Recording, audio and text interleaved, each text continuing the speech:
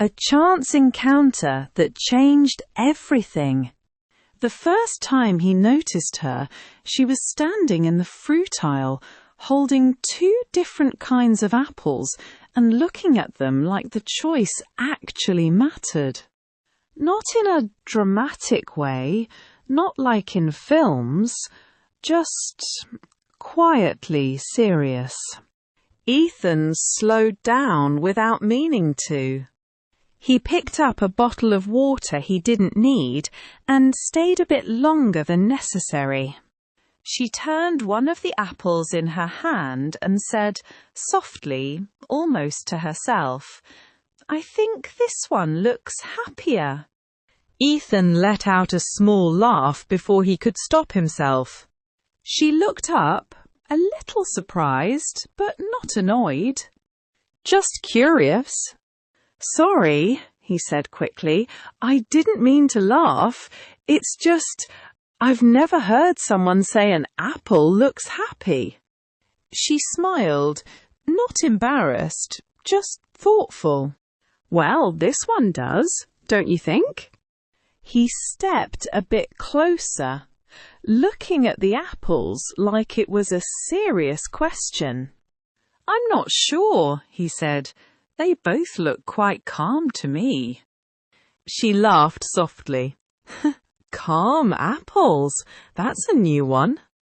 He nodded. "Yeah, I might start using that." There was a short pause, but it didn't feel awkward. People moved around them, trolleys passed, someone dropped something in the next aisle. Life continued, but something small had started between them. "I'm Rowan," she said. "Ethan." "Nice to meet you, Ethan." "You too." She held up the apples again. "All right, help me decide. Red or green?" He looked carefully this time, playing along. "Red feels safer. Green feels honest." She raised an eyebrow. "Honest?" "Yeah," he said. "Green apples don't try too hard to be liked." She smiled slowly. "I like that. I'll take the honest one." She put the green apple in her basket. "That's a lot of responsibility," he said. "I trust you," she replied, lightly. A few minutes later, they found themselves walking out of the shop at the same time. It wasn't planned. Neither of them mentioned it. It just happened. The air outside was cool, the kind that made you breathe a bit deeper. Rowan adjusted her scarf and said, "Do you always give advice to strangers about fruit?" "Only on important days," Ethan said. "And today is important?" He thought for a moment. "It might be." She looked at him with a quiet kind of interest. "You say things like that often?" "Not really," he said. "Only when they feel true." They walked side by side for a few steps without deciding to. Rowan glanced at him. "Where are you heading?" "Nowhere urgent," he said. "You?" "Same," she replied. There was a small silence. Then she said, "Do you want to walk a bit? I don't feel like going home just yet." He nodded. "Yeah, I'd like that." They turned into a quieter street, lined with small shops and warm lights in the windows. The sky was slowly getting darker, and the world felt softer. Rowan said, "So, Ethan, tell me something simple about you." "Simple," he repeated. "All right. I like quiet places. I don't like loud parties, and I always forget to reply to messages on time." She smiled. "That last one is dangerous." I know, he said. I'm working on it. What about you? He asked. She thought for a second. I notice small things. I talk to myself sometimes, and I make decisions slowly. He nodded. That explains the apples.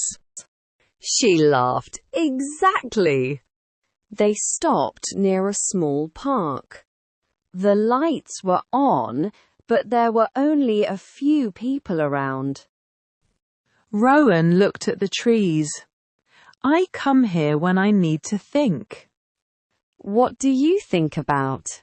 Ethan asked. She took a breath. Life, work, people.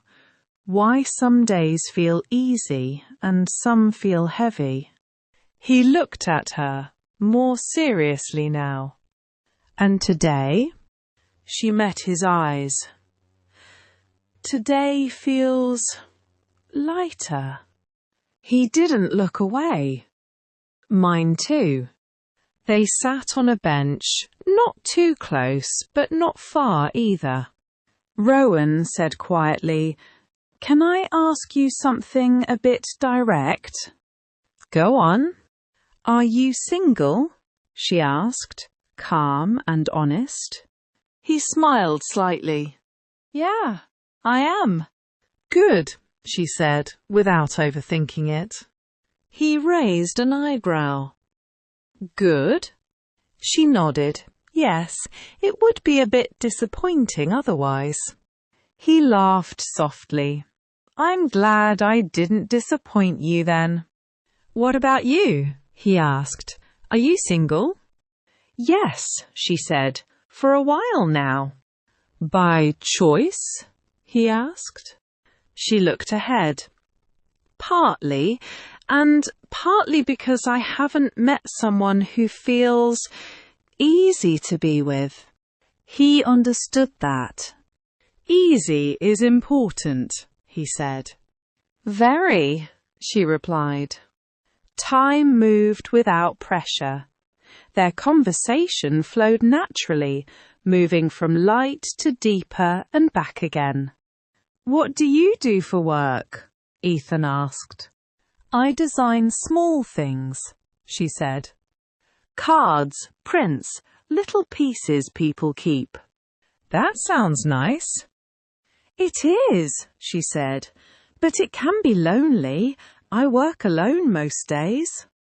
I get that, he said. I work with people, but sometimes it still feels lonely. She looked at him. That's worse, I think. Yeah, he agreed.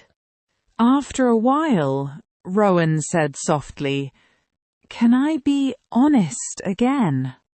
Always, he said. I feel very comfortable talking to you, she said. He didn't rush his answer. I feel the same, he replied. She smiled, a real one, warm and unguarded. That's rare, she said. It is, he agreed. The night grew deeper, but neither of them seemed ready to leave. Rowan looked at him and said, If we met again, what would we do? Ethan thought for a moment. Maybe something simple. A walk, or dinner somewhere quiet. She nodded. I like simple. Me too. She hesitated, then said, Would you actually want to see me again, or are we just saying that? He looked at her directly. I would. Properly. Not just as a nice moment. She held his gaze, searching for something real. All right, she said. Then let's do it properly. They stood up slowly, neither rushing the end. Rowan took out her phone. Let's not leave this to chance. Good idea, he said. They exchanged numbers. Their hands brushed for a second longer than necessary. Neither of them pulled away quickly. As they walked in different directions, Rowan turned back. "Ethan!" she called. He turned. "Next time," she said, "you choose. Not apples, something better." He smiled. "I will." She nodded, then walked away. Ethan stood there for a moment, feeling something quiet but strong settle inside him. Not excitement, not nervousness. Something steadier, something real. For the first time in a long while, he wasn't thinking about what might go wrong. He was thinking about what might grow, and that felt enough.